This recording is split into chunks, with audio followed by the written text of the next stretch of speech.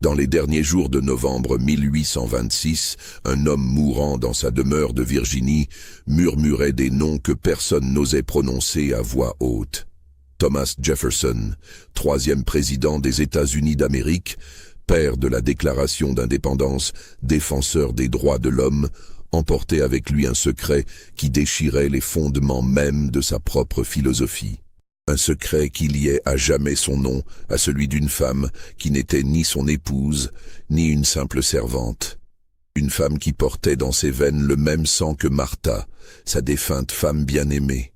Une femme qui lui avait donné 6 enfants dans l'ombre, 6 vies nées de l'impossible contradiction entre ses idéaux proclamés et ses actes les plus intimes.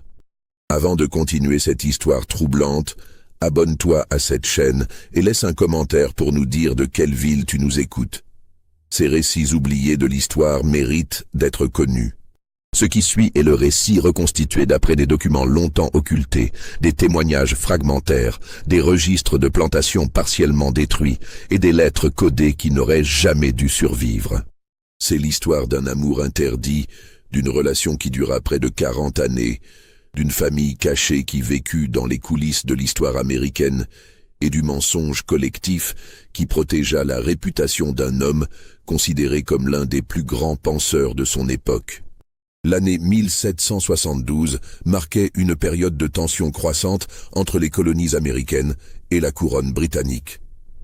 En Virginie, la société plantocratique régnait sans partage, bâtie sur le labeur de milliers d'âmes asservies. Les grandes familles se connaissaient toutes, liées par des mariages soigneusement arrangés, des intérêts commerciaux entremêlés et un code d'honneur qui valorisait l'apparence de vertu bien plus que la vertu elle-même. Monticello s'élevait sur une colline dominant la campagne de l'Albemarle, une construction ambitieuse qui reflétait l'esprit de son propriétaire, Thomas Jefferson. À 33 ans, cet homme aux cheveux roux déjà grisonnants était reconnu pour son intelligence exceptionnelle, sa passion pour l'architecture et les sciences, et ses écrits enflammés sur la liberté naturelle de l'homme. Il venait d'épouser Martha Wales Skelton, une jeune veuve de 23 ans, belle et cultivée, qui apportait avec elle une dot considérable, comprenant terres et esclaves. Parmi ces esclaves se trouvait une jeune fille de 9 ans, dont le destin allait se lier au sien, d'une manière que personne n'aurait pu imaginer. Son nom était Sarah, mais tout le monde l'appelait Sally. Elle possédait une beauté troublante, avec des traits délicats, une peau d'un brun très clair et de longs cheveux ondulés qui captaient la lumière. Ce qui rendait sa présence à Monticello encore plus singulière, c'était un secret que seuls quelques initiés connaissaient. Sally était la demi-sœur de Martha Jefferson. John Wales, le père de Martha, était un homme d'affaires prospère qui avait bâti sa fortune sur le commerce d'esclaves et la gestion de plantations. Veuf à 3 reprises, il avait pris pour concubine une de ses esclaves, Elizabeth Hemings, une femme de sang mêlée elle-même, fille d'un capitaine anglais et d'une africaine. De cette union étaient nés 6 enfants, dont Sally était la plus jeune. Ainsi, par un cruel paradoxe du système esclavagiste, Martha Jefferson possédait ses propres demi-frères et demi-sœurs qu'elle traitait avec une bienveillance particulière, mais qu'elle ne pouvait reconnaître publiquement sans détruire sa position sociale. La famille Hemings occupait une place privilégiée dans la hiérarchie complexe de Monticello. Ils travaillaient dans la maison principale, non dans les champs, apprenaient des métiers qualifiés et bénéficiaient de conditions de vie bien supérieures à celles des autres esclaves. Elizabeth Hemings elle-même était une figure respectée, une matrone qui gérait une grande partie des affaires domestiques. Ses enfants, dont la peau claire témoignait de leur ascendance mixte, formaient une aristocratie servile au sein de la plantation.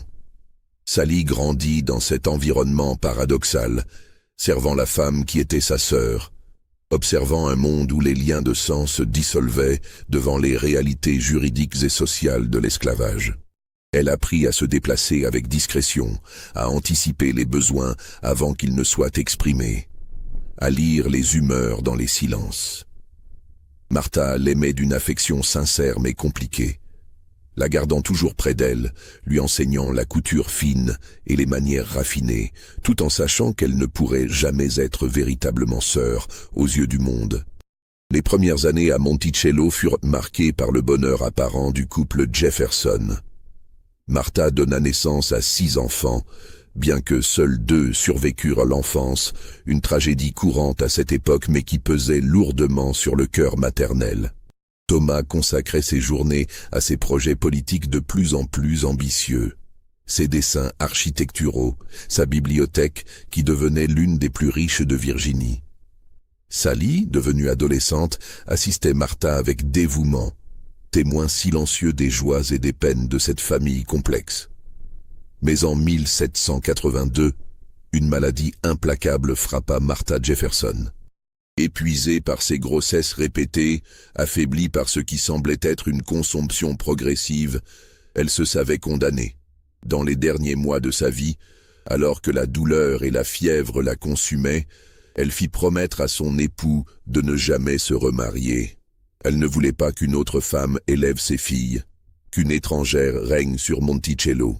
Thomas, désespéré, jura sur tout ce qu'il avait de sacré qu'aucune autre femme ne porterait le nom de Jefferson.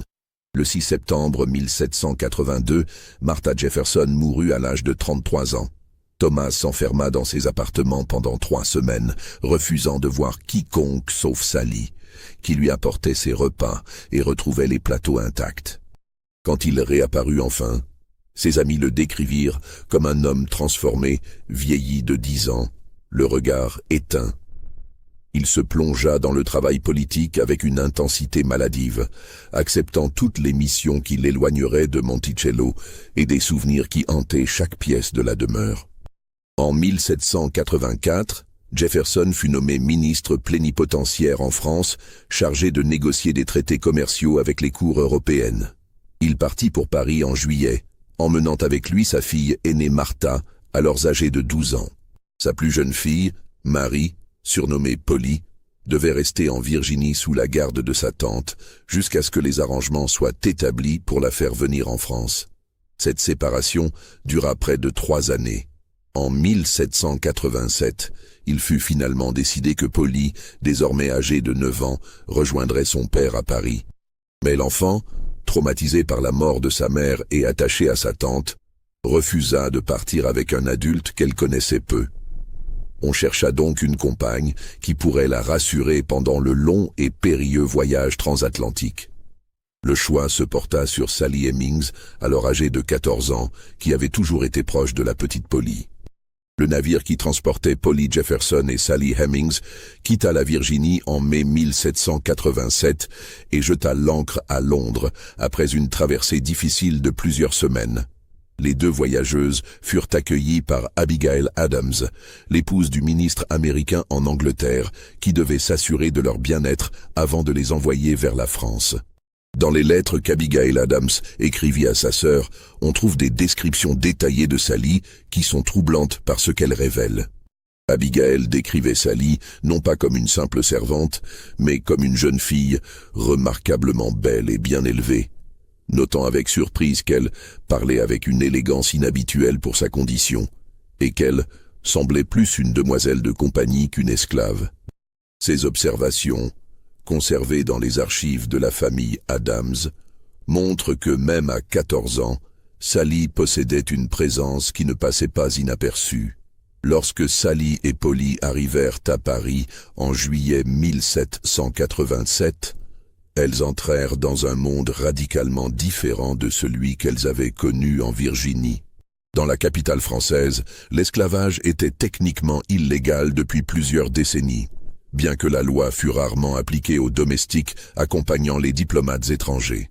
Sally découvrit qu'elle pouvait marcher librement dans les rues, qu'elle recevait des gages pour son travail et que les Français avec qui elle interagissait la traitaient avec une courtoisie qui aurait été impensable en Virginie.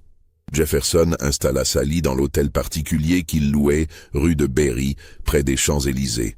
Elle avait pour tâche principale de s'occuper de Polly et d'assister les domestiques français dans les tâches quotidiennes. Mais au fil des mois, quelque chose changea dans la dynamique de la maisonnée. Les registres de dépenses de Jefferson, méticuleusement conservés, montrent qu'il commença à acheter pour Sally des vêtements coûteux, des tissus fins, des rubans et des accessoires bien au-delà de ce qui était nécessaire pour une simple servante. James Hemings, le frère aîné de Sally, qui accompagnait également Jefferson en tant que chef cuisinier, remarqua ces changements avec inquiétude. Dans un fragment de lettre découvert des décennies plus tard, adressé à un ami resté en Virginie, James faisait allusion à des arrangements qui ne convenaient pas et à sa grande préoccupation pour l'avenir de sa sœur.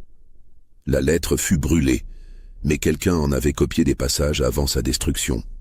À Paris, loin des contraintes sociales de la Virginie, loin des regards scrutateurs de ses pairs, Thomas Jefferson, alors âgé de 44 ans, entama une relation intime avec Sally Hemings, âgée de 15 ans. Ce qui commença dans l'automne de 1787 allait durer près de 40 années et produire 6 enfants, tous nés dans l'esclavage, tous portant les traits physiques de leur père, tous niés publiquement par l'homme qui avait écrit que « tous les hommes sont créés égaux ». Si cette révélation te donne des frissons, mets un pouce vers le haut et dis-nous dans les commentaires ce que tu penses qu'il s'est réellement passé dans ces années parisiennes. Les témoignages sur cette période sont rares et souvent contradictoires, mais plusieurs éléments convergent pour esquisser la réalité de cette relation. Sally elle-même, dans les quelques occasions où elle évoqua ces années, parla d'une tendresse et d'une affection sincère, mais aussi d'une situation impossible dont elle ne pouvait s'échapper. Elle mentionna que Jefferson lui avait fait des promesses, qu'il s'était engagé à libérer leurs enfants une fois qu'ils atteindraient l'âge adulte, et qu'il lui avait assuré un traitement privilégié pour elle-même. Selon les récits transmis oralement dans la famille Hemings et couchés par écrit bien des années plus tard, Sally était enceinte lorsqu'elle quitta Paris en octobre 1789. Jefferson avait été rappelé en Amérique pour occuper le poste de secrétaire d'État dans le nouveau gouvernement fédéral. Sally, consciente qu'elle retournait vers un statut d'esclavage qu'elle avait goûté à l'absence pendant 2 ans, aurait pu rester en France où elle serait automatiquement devenue libre. Mais elle choisit de revenir. Les raisons de ce choix sont complexes. Sally était enceinte et attachée à Jefferson malgré l'inégalité fondamentale de leur relation. Elle avait aussi des liens familiaux profonds avec les autres Hemings restés à Monticello, en particulier sa mère Elizabeth. Jefferson, pour sa part, lui avait donné sa parole solennelle qu'il affranchirait leurs enfants et qu'elle-même ne connaîtrait jamais les dures conditions du travail dans les champs. Pour une jeune femme de 16 ans, ces promesses pesèrent plus lourd que la liberté abstraite dans un pays étranger. Le retour à Monticello en novembre 1789 marqua le début d'une longue période où Sally Hemings vécut dans une zone grise entre esclavage et liberté, entre reconnaissance et négation. Elle occupait une petite chambre dans les dépendances de la maison principale, pas dans les quartiers des esclaves, et ne participait jamais aux travaux agricoles. Son rôle officiel était celui de femme de chambre et de couturière, mais en pratique, elle gérait une grande partie de la vie domestique de Jefferson, veillant à son confort, supervisant la préparation de ses vêtements, prenant soin de sa garde-robe et de ses effets personnels. En 1790, Sally donna naissance à son premier enfant. Les registres de la plantation ne mentionnent pas cette naissance. Une omission révélatrice dans un système où chaque naissance d'esclave représentait une augmentation de la valeur de la propriété. L'enfant, un garçon dont le nom n'a jamais été enregistré officiellement, mourut en bas âge.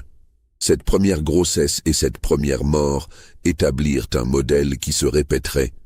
Les enfants de Sally apparaissaient dans les contes de manière cryptique ou étaient simplement absents des registres officiels, comme si leur existence même devait être occultée. Jefferson, désormais secrétaire d'État puis vice-président et enfin président des États-Unis, menait une double vie avec une habileté consommée. En public, il était l'homme des Lumières, le philosophe politique qui défendait les droits naturels et la dignité humaine. En privé, il maintenait une relation avec une femme qu'il possédait légalement, qui ne pouvait refuser ses avances et dont les enfants naissaient automatiquement esclaves selon les lois de Virginie, qui déterminaient le statut par la mère. Les autres esclaves de Monticello étaient parfaitement conscients de la situation. Dans une communauté aussi fermée, où tout le monde vivait à proximité, où les murs étaient fins et les secrets difficiles à garder, l'arrangement ne pouvait passer inaperçu. Mais un code de silence strict prévalait. Parler ouvertement de la relation aurait mis en danger Sally elle-même et toute la famille Hemmings, qui bénéficiait de privilèges substantiels qu'ils ne voulaient pas perdre. Les autres esclaves observaient, comprenaient et se taisaient, protégeant le secret qui, s'il était révélé, pourrait détruire le maître qui détenait leur vie entre ses mains. En 1795, Sally donna naissance à une fille prénommée Harriet. Cet enfant vécut à peine 2 ans avant de succomber à une maladie infantile. La douleur de Sally fut immense, mais elle n'avait droit ni au deuil public, ni au réconfort ouvert. Elle pleura en silence, reprit son travail et attendit. En 1800, alors que Jefferson était élu président, Sally mit au monde un fils prénommé Beverly. Cette fois, l'enfant survécut. Avec ses yeux clairs et ses cheveux ondulés, Beverly portait des traits qui ne laissaient aucun doute sur son ascendance paternelle à quiconque le voyait.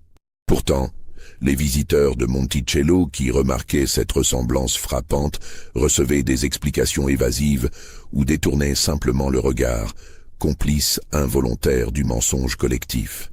En 1802, alors que Jefferson occupait la Maison-Blanche, un journaliste nommé James Callender publia dans le Richmond Recorder une série d'articles incendiaires affirmant que le président entretenait une relation de longue date avec une esclave nommée Sally et qu'il avait eu plusieurs enfants avec elle. Callender, un ancien allié politique de Jefferson, qui s'était retourné contre lui après avoir été déçu dans ses ambitions, présentait des détails spécifiques sur les âges des enfants, sur les ressemblances physiques, sur les privilèges dont jouissait Sally. La réaction fut explosive. Les journaux fédéralistes, opposants politiques de Jefferson, reprirent l'histoire avec délectation, publiant des poèmes satiriques et des caricatures cruelles. Les partisans de Jefferson, en revanche, dénoncèrent ces accusations comme des calomnies viles, des inventions d'un homme aigri cherchant à détruire la réputation d'un grand homme. Le débat fit rage pendant des mois, divisant l'opinion publique. Jefferson lui-même ne répondit jamais publiquement aux accusations. Il adopta une stratégie de silence hautain, refusant de dignifier les attaques par une réponse directe. Dans ses rares commentaires privés sur l'affaire, il évoquait les « inventions malveillantes » de ses ennemis, mais ne niait jamais explicitement la relation. Cette ambiguïté calculée permit à ses défenseurs de le soutenir vigoureusement, tout en laissant planer suffisamment de doutes pour que l'histoire ne disparaisse jamais complètement. À Monticello même, la vie continuait comme si de rien n'était. Les visiteurs affluaient pour rencontrer le président philosophe, admirant son ingéniosité architecturale, sa bibliothèque remarquable, ses innovations agricoles. Sally se déplaçait dans l'ombre de ses visites, invisible mais omniprésente, veillant aux détails domestiques qui permettaient à Jefferson de jouer son rôle d'hôte érudit et gracieux. En 1803, Sally donna naissance à une seconde fille, prénommée Harriet, en mémoire de l'enfant perdu. Cette Harriet-là allait vivre et devenir une jeune femme d'une beauté remarquable.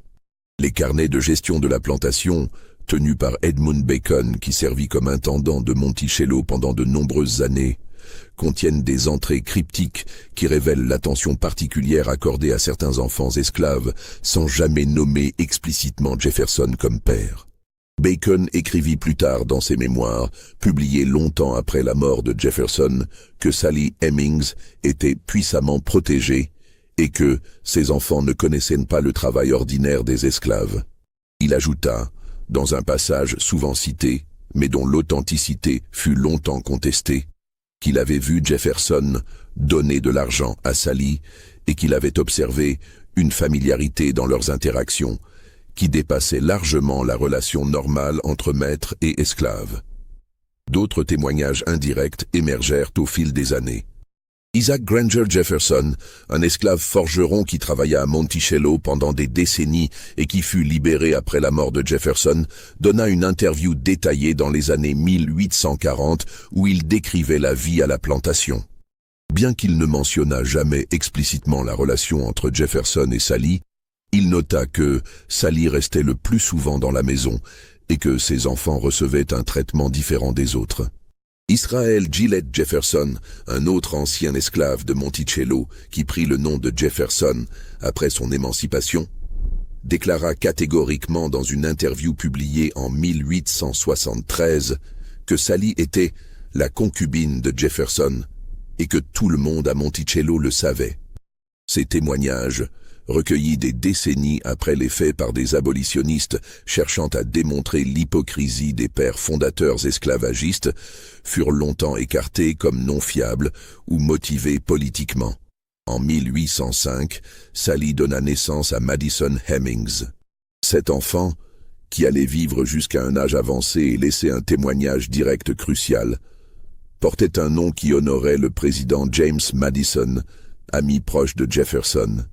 Madison grandit en observant attentivement son monde, conscient dès son plus jeune âge qu'il occupait une position unique, ni vraiment esclave, ni vraiment libre. En 1807, le dernier enfant de Sally et Jefferson vint au monde, un garçon prénommé Eston.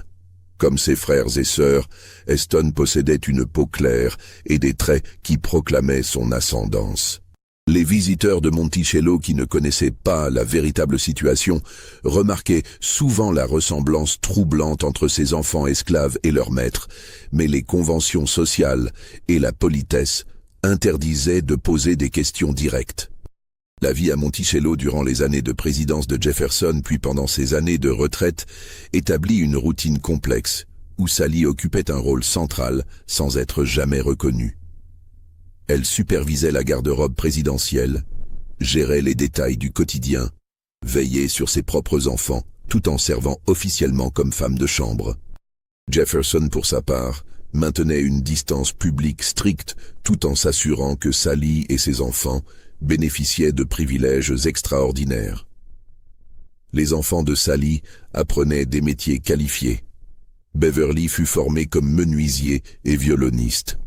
Harriet apprenait la couture fine et les arts domestiques raffinés. Madison fut instruit comme charpentier. Eston développa un talent musical exceptionnel. Tous recevaient une éducation informelle bien supérieure à ce qui était non seulement permis, mais même concevable pour des esclaves en Virginie, où les lois interdisaient explicitement d'enseigner la lecture aux personnes asservies.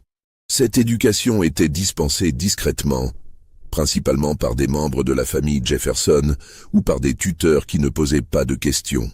Les petits-enfants de Jefferson en particulier passaient beaucoup de temps avec les enfants Hemmings, jouant ensemble dans leur enfance, créant des liens qui se compliquaient à mesure qu'ils grandissaient et que les réalités sociales s'imposaient. En 1815, un événement révéla les tensions sous-jacentes de cette situation impossible. Thomas Jefferson Randolph, le petit-fils aîné de Jefferson, surprit son grand-père sortant de la chambre de Sally tôt le matin. Le jeune homme, alors dans la vingtaine, fut profondément troublé par cette découverte. Dans une lettre à sa mère Martha Jefferson Randolph, la fille aînée de Jefferson, il évoquait obliquement son malaise devant certaines circonstances et sa confusion quant aux arrangements domestiques. Martha, qui avait grandi avec Sally et connaissait leur relation depuis des années, répondit par une lettre où elle demandait à son fils de respecter la vie privée de son grand-père et de ne jamais parler de ce qu'il pourrait observer. Elle ajoutait que certaines situations dépassent notre jugement et que la discrétion est la plus grande vertu dans une famille. Cette correspondance, découverte dans les papiers de la famille Randolph au début du XXe siècle, fut longtemps gardée secrète avant d'être finalement versée aux archives. La famille légitime de Jefferson vivait donc en pleine conscience de la situation, choisissant de l'ignorer publiquement tout en gérant les complications pratiques qu'elle créait. Les filles et petits-enfants blancs de Jefferson côtoyaient quotidiennement leurs demi-oncles, demi-tantes et cousins esclaves, Mais les règles sociales rigides empêchaient toute reconnaissance de ces liens de sang. En 1820, à l'âge de 77 ans, Jefferson commença à réfléchir sérieusement à son héritage et à l'avenir de ses enfants avec Sally. Il était lourdement endetté, ayant vécu au-dessus de ses moyens pendant des décennies, accueillant généreusement des visiteurs, maintenant une maison luxueuse, achetant continuellement des livres et des objets. La possibilité que tous ses biens, y compris ses esclaves, doivent être vendus après sa mort pour satisfaire ses créanciers le hantait. Il rédigea plusieurs versions de son testament, toutes montrant sa lutte pour honorer ses promesses à Sally, tout en protégeant sa réputation. Les premières ébauches, jamais finalisées, contenaient des dispositions explicites pour affranchir Sally et leurs enfants. Mais ces versions furent abandonnées, probablement parce que de telles dispositions auraient constitué une reconnaissance publique de paternité qu'il ne pouvait se résoudre à faire. En 1822, Beverly Hemmings, alors âgé de 24 ans, quitta Monticello. Il partit simplement un jour, marchant vers la liberté. Jefferson ne fit aucun effort pour le retrouver, ne plaça aucune annonce pour un esclave fugitif, ne contacta aucun chasseur d'esclaves. Dans ses registres, Jefferson nota simplement que Beverly était parti sans autre commentaire. Cette passivité délibérée constituait de facto un affranchissement, bien que non légalisé. Beverly s'installa dans le Maryland, puis en Pennsylvanie, où il passa pour blanc. Se maria avec une femme blanche et fonda une famille qui ne sut jamais son origine. Il prit le nom de Beverly Jefferson, gardant un lien nominal avec son père, tout en effaçant toute trace de son passé servile. En 1824, Harriet Hemmings suivit le même chemin. À 21 ans, d'une beauté frappante, elle partit avec $50 que Jefferson lui donna et ne revint jamais. Elle aussi disparut dans la société blanche, épousant un homme blanc de bonne famille à Washington et vivant le reste de sa vie sans jamais révéler son secret. Dans une lettre à un ami, retrouvée longtemps après sa mort, elle évoqua une vie antérieure dont elle ne pouvait parler, des liens brisés qui la hantaient, et sa gratitude éternelle envers un homme qu'elle ne pouvait nommer. Ses départs, bien qu'ils fussent en apparence des fuites, étaient en réalité des affranchissements soigneusement orchestrés. Jefferson honorait sa promesse de libérer ses enfants tout en maintenant le déni plausible, ne créant aucun document légal qui pourrait relier leur nom au sien, mais leur donnant néanmoins les moyens de commencer une nouvelle vie dans la liberté. Madison et Eston, les deux fils les plus jeunes, restèrent à Monticello. Ils étaient conscients de leur situation unique, comprenant qu'ils seraient éventuellement libérés, mais ne sachant ni quand ni comment. Ils observaient le vieillissement de leur père, ses dettes croissantes, et s'inquiétaient de ce que l'avenir leur réservait. Le 4 juillet 1826, jour du 50e anniversaire de la déclaration d'indépendance, Thomas Jefferson mourut à Monticello. Il avait 83 ans. Dans ses derniers jours, délirant de fièvre, il appelait parfois des noms que ceux qui l'entouraient feignaient de ne pas entendre. Sally était présente, veillant dans l'ombre comme elle l'avait toujours fait, invisible pour les visiteurs qui affluaient pour rendre hommage au grand homme mourant. Les dernières semaines avaient été particulièrement éprouvantes. Jefferson souffrait d'une faiblesse générale qui s'était progressivement aggravée depuis le printemps. Il passait ses journées alité, recevant les visiteurs qui venaient lui rendre un dernier hommage, dictant des lettres à ses petits-enfants, tentant de mettre de l'ordre dans ses affaires qui étaient dans un état catastrophique.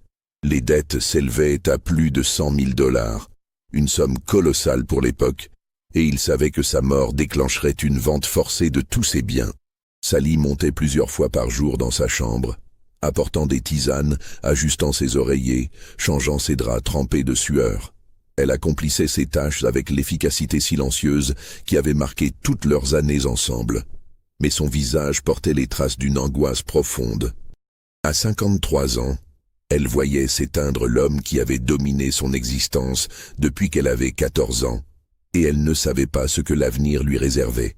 Les nuits étaient les plus difficiles. Lorsque les visiteurs se retiraient et que la maison devenait silencieuse, Jefferson parlait parfois librement, ses défenses affaiblies par la fièvre et la proximité de la mort. Il évoquait Paris, les promenades qu'ils faisaient ensemble le long de la Seine, les moments où ils s'échappaient de la diplomatie et des convenances.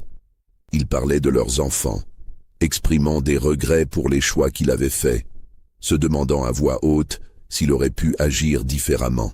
« J'ai tenu ma promesse pour Beverly et Harriet », murmura-t-il une nuit, agrippant la main de Sally avec une force surprenante pour un homme si affaibli. « Madison et Eston seront libres. Je l'ai écrit.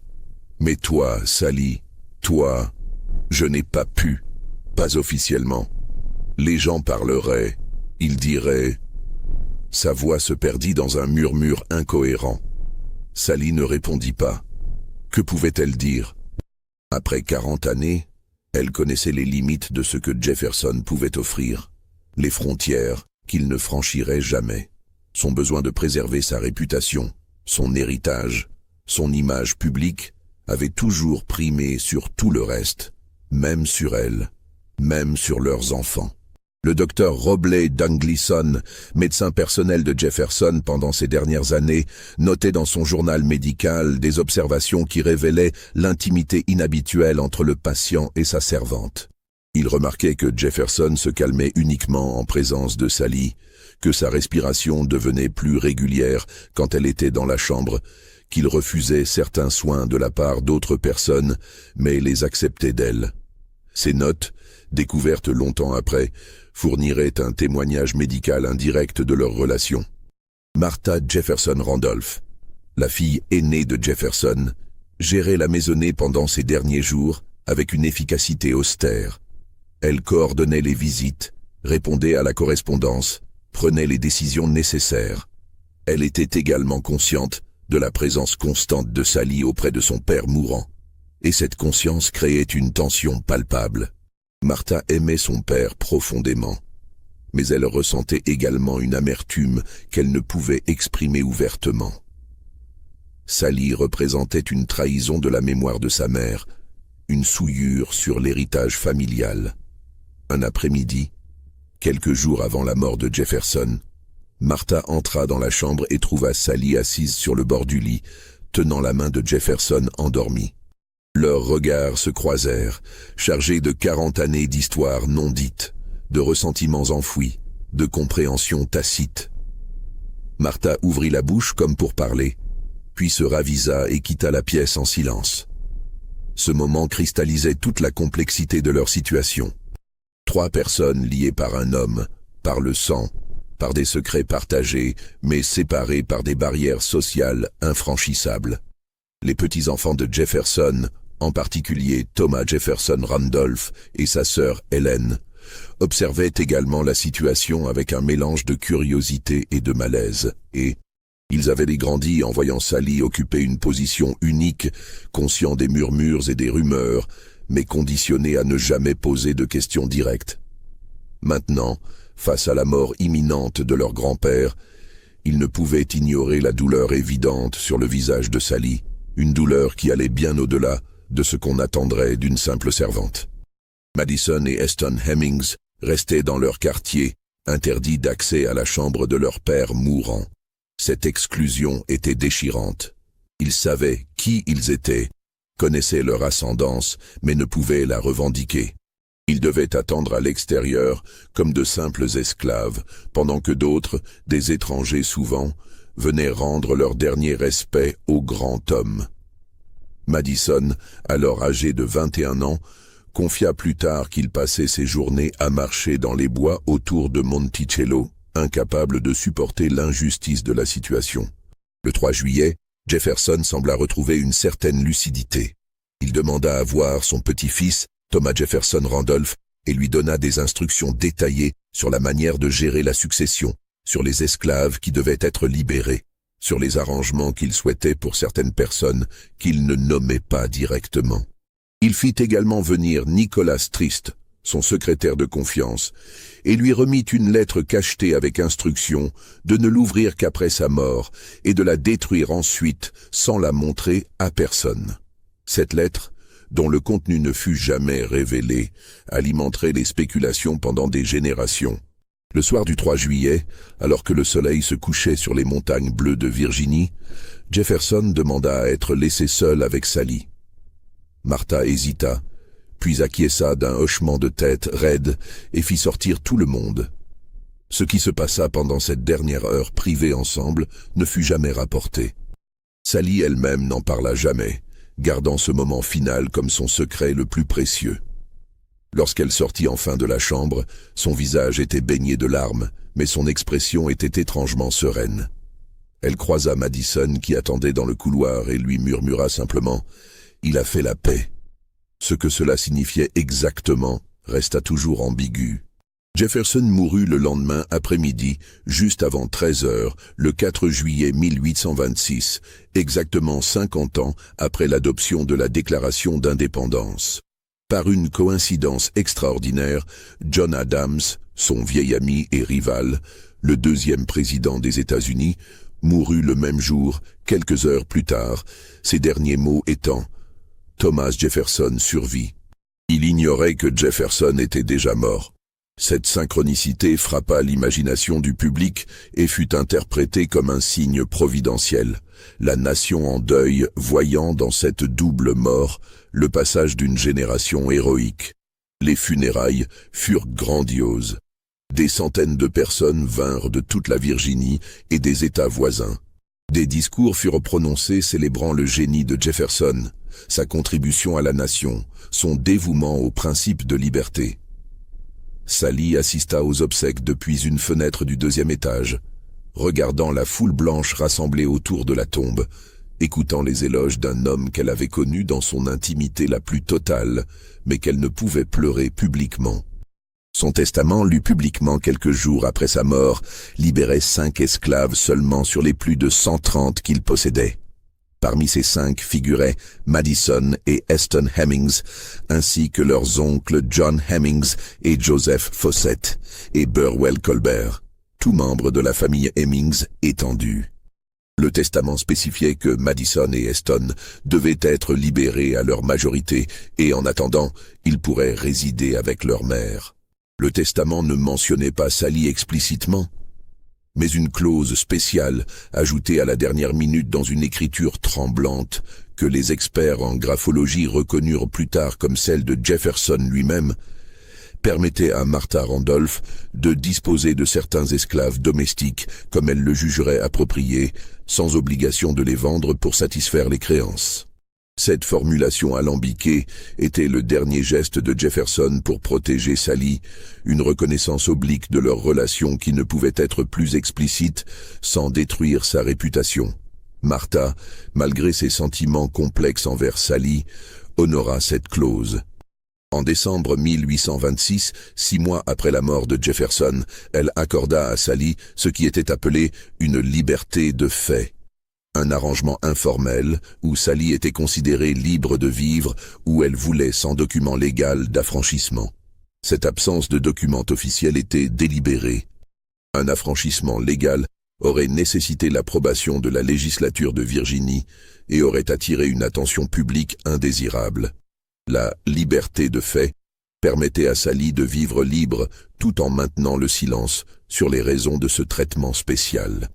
Sally quitta alors la grande maison de Monticello, où elle avait passé la majeure partie de sa vie, et s'installa dans une petite maison en bois à Charlottesville avec Madison et Eston. La maison, louée par Martha Randolph mais payée avec des fonds dont l'origine restait délibérément vague, était modeste mais confortable. Elle comprenait 3 pièces, un petit jardin, et était située dans un quartier où vivaient d'autres personnes de couleur libre. Les premiers mois dans cette nouvelle vie furent étranges pour Sally. À 53 ans, après 40 années passées à Monticello, elle se retrouvait dans un espace qui était le sien, sans maître à servir, sans obligation quotidienne imposée par d'autres. Cette liberté aurait dû être libératrice, mais elle se sentait déracinée, perdue. Toute sa vie adulte avait été définie par sa relation avec Jefferson, par les routines de Monticello, par son rôle dans cette maison complexe. Maintenant, elle devait se réinventer, Découvrir qui était Sally Hemings quand elle n'était plus la concubine d'un grand homme. Madison et Heston, désormais libres mais sans profession clairement établie, essayaient de construire une existence viable. Madison travaillait comme charpentier, acceptant des petits travaux de construction et de réparation. Heston, qui avait hérité du talent musical de son père, jouait du violon lors de rassemblements et de danses, gagnant quelques pièces pour ses performances. Ils soutenaient leur mère financièrement et émotionnellement, formant une unité familiale soudée par leur histoire partagée. Pendant ce temps, Monticello subissait sa dissolution finale. En janvier 1827, une grande vente aux enchères fut organisée pour satisfaire les créanciers de Jefferson. L'annonce, publiée dans les journaux de Virginie, promettait 130 esclaves de premier ordre, comprenant des artisans qualifiés, des domestiques formés et des travailleurs agricoles robustes. L'horreur de cette formulation, réduisant des êtres humains à des marchandises, reflétait la brutalité du système esclavagiste. Le jour de la vente, Sally, Madison et Heston se rendirent à Monticello, incapables de rester à l'écart, malgré la douleur que cela leur causait. Ils restèrent en retrait, observant les scènes déchirantes qui se déroulaient. Des familles étaient séparées, des mères arrachées à leurs enfants, des maris vendus loin de leurs épouses. Les acheteurs examinaient les esclaves avec un détachement clinique, palpant les muscles, inspectant les dents, évaluant la valeur marchande de chaque personne. Israel Gillette, un jeune esclave que Sally avait vu grandir, fut vendu à un planteur de coton du Mississippi. Il pleurait en montant dans le chariot qui l'emmènerait vers le sud, sachant qu'il ne reverrait jamais sa famille. Priscilla, qui avait travaillé dans les cuisines de Monticello pendant 30 ans, fut achetée par un spéculateur qui revendrait probablement ses services aux plus offrants. Les cris, les supplications, les pleurs créaient une cacophonie de désespoir qui résonnait dans la vallée. Sally, observant cette dissolution d'une communauté qu'elle avait connue toute sa vie, ressentait une culpabilité écrasante. Elle était libre tandis que ces autres, dont le seul crime était de ne pas porter le sang de Jefferson dans leurs veines, étaient vendus comme du bétail. Madison lui prit la main et murmura « Ce n'est pas ta faute ». Mais elle ne pouvait s'empêcher de sentir que sa liberté était achetée au prix de leur asservissement continu. Les années qui suivirent furent marquées par un silence délibéré. Sally refusait toutes les tentatives d'interview, et elles étaient nombreuses. Des journalistes, des historiens amateurs, des adversaires politiques de Jefferson cherchaient tous à obtenir sa version de l'histoire. Certains offrèrent de l'argent, d'autres promettèrent la gloire ou l'influence. Sally rejetait toutes ces offres avec une dignité tranquille. À un journaliste particulièrement insistant, qui campait littéralement devant sa maison pendant une semaine en 1830, elle dit simplement « Ma vie ne vous appartient pas. Mes souvenirs ne sont pas à vendre. Laissez-moi en paix. » Quand le journaliste insista, évoquant l'importance historique de son témoignage, elle répondit avec une amertume rare. L'histoire n'a jamais eu que faire de femmes comme moi. Pourquoi commencerait-elle maintenant? Cette réticence à parler était compréhensible. Sally savait que quoi qu'elle dise serait déformé, utilisé par différentes factions pour leurs propres objectifs. Les abolitionnistes voudraient la présenter comme une victime tragique pour dénoncer l'esclavage. Les défenseurs de Jefferson voudraient la discréditer pour protéger sa réputation. Les racistes voudraient la dépeindre comme une séductrice qui avait piégé un grand homme. Aucune de ces narratives ne capturerait la vérité complexe de sa vie. Elle passait ses journées à coudre, activité qu'elle avait toujours trouvée apaisante, créant des courtes pointes élaborées qu'elle vendait ou donnait. Elle fréquentait l'église méthodiste locale, trouvant dans la communauté religieuse un certain réconfort et une structure sociale. Elle développa des amitiés avec d'autres femmes de couleur libre, partageant les expériences communes de naviguer dans une société qui les considérait avec suspicion et préjugés. Mais les souvenirs la hantaient.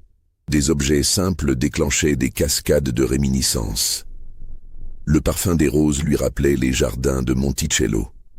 Le son d'un violon la ramenait aux soirées parisiennes. La vue des montagnes bleues à l'horizon évoquait les milliers de fois où elle les avait contemplées depuis les fenêtres de la grande maison. Elle portait en elle 40 années d'histoire qui ne pouvaient être racontées. Un amour qui n'avait jamais pu être reconnu, un deuil qui devait rester privé, Madison, observant la tristesse de sa mère, lui demanda un jour si elle regrettait être revenue de Paris, d'avoir renoncé à la liberté qu'elle aurait pu avoir en France.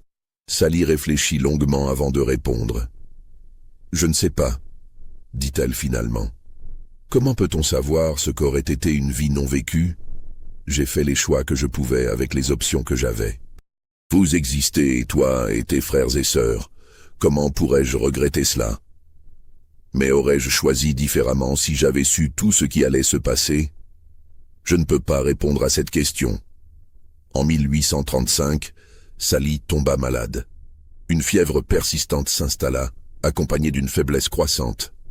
Le médecin local, un homme qui traitait principalement la population blanche mais acceptait occasionnellement des patients de couleur, diagnostiqua une consomption, la même maladie qui avait tué Martha Jefferson 50 ans plus tôt. L'ironie de cette coïncidence n'échappa à personne. Sally déclina rapidement. Dans ces dernières semaines, elle parlait parfois de Paris, des moments volés de bonheur dans une ville lointaine quand elle était jeune et que tout semblait possible. Elle évoquait ses enfants disparus, Beverly et Harriet, se demandant où ils étaient, s'ils étaient heureux, s'ils pensaient parfois à elle. Elle parlait de son premier enfant, mort en bas âge, dont même le nom avait été oublié. Elle mourut en novembre 1835 à l'âge de 62 ans, entourée de Madison et Eston. Ces derniers mots, selon Madison qui les rapporta des années plus tard, furent « J'ai fait de mon mieux ».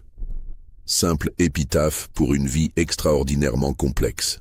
Ses funérailles furent modestes, assistées principalement par la communauté afro-américaine de Charlottesville. Quelques membres blancs de la famille Jefferson vinrent discrètement, restant à l'écart, leur présence elle-même étant une reconnaissance tacite de liens qu'ils ne pouvaient ouvertement admettre. Elle fut enterrée dans un cimetière pour personnes de couleur libre sur une colline surplombant la ville.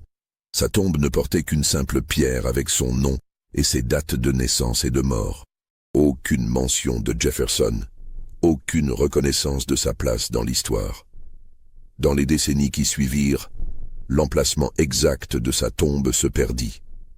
Le cimetière fut négligé, les pierres tombales se dégradèrent, les archives furent perdues ou détruites. Sally Hemings, qui avait vécu au centre de l'histoire américaine, disparut littéralement de la terre sans laisser de traces physiques de son passage. Madison et Eston restèrent à Charlottesville pendant plusieurs années après la mort de leur mère. Madison se maria avec une femme afro-américaine libre nommée Mary McCoy et eut plusieurs enfants. Il continua à travailler comme charpentier, gagnant une réputation de travail de qualité. Mais il sentait le poids de son histoire, le fardeau de savoir qui il était vraiment, alors que le monde le voyait simplement comme un artisan noir de plus.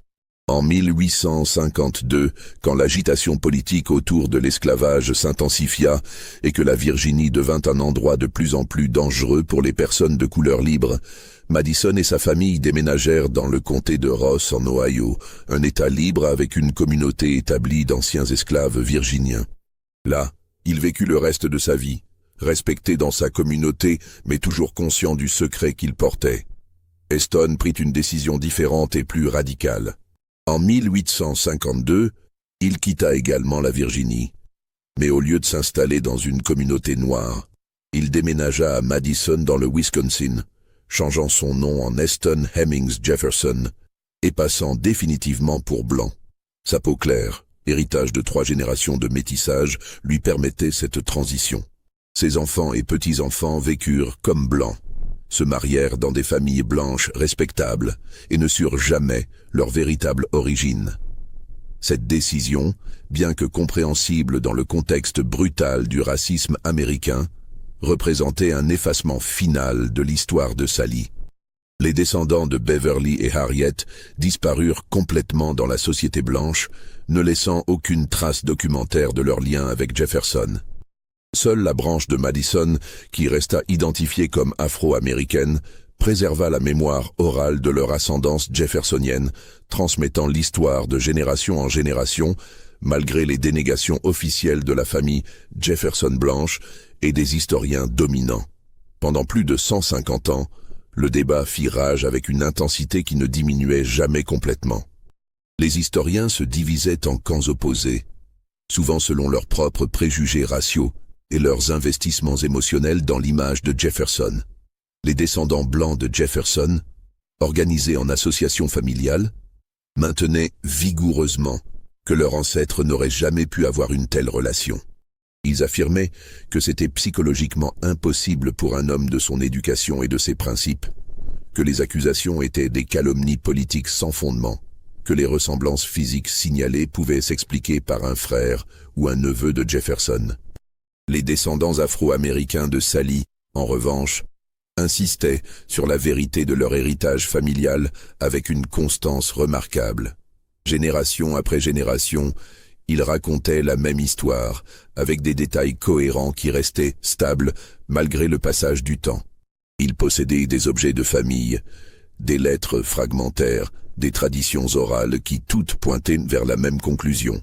En 1974, l'historien Fawn Brody publia une biographie de Jefferson intitulée Thomas Jefferson, An Intimate History, qui acceptait comme probable la relation avec Sally et explorait ses implications psychologiques. Le livre déclencha une tempête de controverses. Les défenseurs traditionnels de Jefferson le dénoncèrent comme une diffamation irresponsable. D'autres historiens le saluèrent comme une exploration courageuse d'une vérité longtemps supprimée. Le débat public qui s'ensuivit força la nation à confronter des questions inconfortables sur ses héros fondateurs. En 1998, presque 200 ans après le début de la relation, des tests ADN furent effectués sur les descendants des deux lignées. Le docteur Eugene Foster, un pathologiste à la retraite, coordonna l'étude qui compara l'ADN des descendants mâles d'Eston Hemmings avec celui des descendants mâles de l'oncle de Jefferson, utilisant l'oncle parce que Jefferson lui-même n'avait pas de descendants mâles en ligne directe reconnue. Les résultats, publiés dans la prestigieuse revue Nature en novembre 1998, furent concluants dans leur implication. Les descendants d'Eston portaient le chromosome YG, caractéristique de la famille Jefferson, une correspondance génétique qui ne pouvait être le fruit du hasard. La probabilité statistique d'une telle correspondance sans lien de parenté était astronomiquement faible. Bien que le test ne pût prouver définitivement que Thomas Jefferson lui-même était le père plutôt qu'un de ses frères ou neveux, la combinaison des preuves ADN, des témoignages historiques, des registres de présence montrant que Jefferson était toujours à Monticello 9 mois avant chaque naissance, et l'analyse contextuelle formait un faisceau de preuves accablant. Les arguments contre sa paternité s'effondrèrent un par un face aux données génétiques. La Fondation Thomas Jefferson, gardienne officielle de son héritage et gérant Monticello comme site historique, se retrouva face à une décision difficile. Pendant des décennies, l'organisation avait maintenu que les accusations étaient non prouvées au mieux, diffamatoires au pire. Maintenant, face aux preuves ADN, cette position devenait intenable. En janvier 2000, après des débats internes intenses et parfois acrimonieux, la Fondation émit une déclaration officielle reconnaissant qu'il était très probable que Thomas Jefferson était le père des 6 enfants de Sally Hemings. Cette reconnaissance, bien que formulée avec une prudence caractéristique des institutions historiques, représentait néanmoins un moment historique, la fin de presque 2 siècles de déni institutionnel. La réaction fut immédiate et variée. Pour les descendants afro-américains de Sally, c'était une validation longtemps attendue, une reconnaissance que leur histoire familiale, transmise fidèlement pendant des générations malgré les moqueries et le scepticisme, était vraie. Des réunions familiales furent organisées, rassemblant des branches de la famille qui ne s'étaient jamais rencontrées, certaines blanches, d'autres noires, toutes liées par le sang de Thomas Jefferson et Sally Hemings. Julia Jefferson Westerinen, une descendante blanche d'Eston qui avait grandi sans connaître ses origines afro-américaines, découvrit son héritage à travers l'étude ADN. Sa réaction, documentée dans des interviews, fut complexe. Choc initial, puis curiosité, finalement acceptation et même fierté de faire partie de cette histoire extraordinaire. Elle devint une voix importante dans les efforts pour réunir les deux branches de la famille Jefferson. Michelle Cooley-Quill, une descendante de Madison, décrivit le sentiment de validation comme libérateur. « Pendant toute ma vie, dit-elle, on m'a dit que l'histoire de ma famille était un mensonge, une invention. Maintenant, la science confirme ce que nous avons toujours su. Sally Hemings était réelle, ses enfants étaient réels, et Thomas Jefferson était leur père. » Mais tous ne furent pas satisfaits de cette conclusion. Certains descendants blancs de Jefferson refusèrent d'accepter les preuves, formant une organisation dissidente qui continue aujourd'hui à contester la paternité de Jefferson et à promouvoir des théories alternatives. Leur résistance reflète les difficultés persistantes de l'Amérique à confronter les aspects les plus sombres de son histoire. Aujourd'hui, à Monticello, transformé en musée national et site du patrimoine mondial de l'UNESCO, l'histoire de Sally Hemings est racontée aux visiteurs avec une honnêteté qui aurait été impensable il y a quelques décennies. Une exposition permanente intitulée « Paradoxe de la liberté ». L'esclavage à Monticello explore la vie des 600 personnes que Jefferson posséda au cours de sa vie, dont Sally occupe une place centrale. La petite chambre que Sally occupait dans l'aile sud de la maison, découverte lors de restaurations architecturales, a été restaurée et est ouverte aux visiteurs. Une plaque sobre y est installée, expliquant qui elle était et son rôle dans la vie de Jefferson. Des photographies de ses descendants, blancs et noirs, ornent les murs, témoignages visuels de l'héritage complexe qu'elle a laissé. Des guides formés conduisent des tours spécialisés explorant la vie des esclaves à Monticello, discutant ouvertement de la relation entre Jefferson et Sally, n'évitant plus les questions difficiles. Les visiteurs apprennent que l'esclavage n'était pas simplement une institution économique abstraite, mais un système qui déchirait des familles, violait des corps et créait des paradoxes moraux impossibles. Le site comprend maintenant un mémorial dédié à tous les esclaves de Monticello, avec des plaques nommant autant d'individus que possible, reconnaissant leur humanité et leur contribution. Sally Hemings y figure en bonne place, non plus comme une note de bas de page honteuse, mais comme une personne à part entière, dont la vie et les choix, aussi limités qu'ils fussent, méritent d'être reconnus et respectés. Mais des questions persistent, probablement à jamais sans réponse. Comment Sally vécut-elle réellement cette relation? Au-delà des faits documentables, quels étaient ses véritables sentiments? Dans les moments privés, loin des contraintes sociales et des rôles imposés, que ressentait-elle pour Jefferson? Pouvait-il y avoir de l'amour véritable dans une relation si fondamentalement inégale, où le consentement était impossible car la liberté elle-même était absente?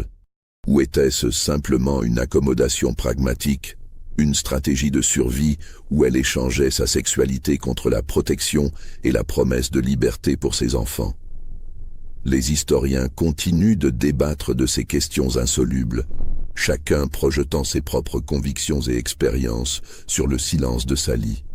Certains, influencés par le féminisme contemporain, la voient comme une victime sans agentivité, piégée dans un système qui lui refusait toute véritable capacité de choix. D'autres soulignent qu'elle aurait pu rester libre en France et choisit consciemment de revenir, suggérant qu'elle exerça une forme d'agentivité, même dans des circonstances impossibles. Crois-tu que toute la vérité a été révélée sur cette relation qui dura 40 ans? Dis-nous ce que tu en penses dans les commentaires. Si cette histoire t'a bouleversé, abonne-toi à la chaîne et partage cette vidéo avec ceux qui s'intéressent aux secrets les plus sombres de l'histoire. Car la réalité parfois dépasse la fiction. La vérité, probablement, est plus nuancée et complexe que ses positions binaires. Sally était une femme intelligente, observatrice, qui avait vécu dans deux mondes très différents. Elle avait goûté à la liberté à Paris et connaissait donc exactement ce qu'elle abandonnait en revenant. Elle aimait probablement Jefferson d'une certaine manière, car l'amour peut exister même dans des circonstances imparfaites, même teintées d'amertume et de ressentiment. Elle était également pragmatique, comprenant que ses options étaient limitées et faisant les choix qui lui semblaient offrir le meilleur avenir pour elle et ses enfants. Ce qui est certain, c'est que pendant près de 40 années, Sally Hemings et Thomas Jefferson vécurent une relation qui contredisait tout ce que Jefferson prêchait publiquement. L'homme qui écrivit que l'esclavage était une abomination morale et prédit qu'il provoquerait un jugement terrible de Dieu possédait plus de 600 êtres humains au cours de sa vie et n'en libéra qu'une poignée.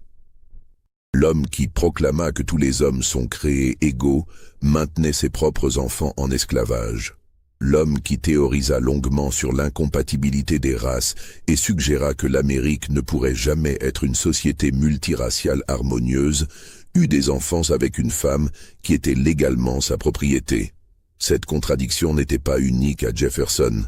Elle reflétait la contradiction centrale de la République américaine elle-même, fondée sur des idéaux universels de liberté et de droits naturels, tout en étant construite sur l'institution de l'esclavage. Jefferson personnifiait ce paradoxe dans sa forme la plus intime et la plus troublante, vivant quotidiennement la tension entre ses idéaux proclamés et ses actes réels. Les descendants de Sally Hemings portent ce lourd héritage avec une dignité remarquable. Ils sont liés par le sang à un homme vénéré comme héros national, auteur de certains des documents fondateurs de la démocratie américaine, mais qui refusa de les reconnaître de son vivant.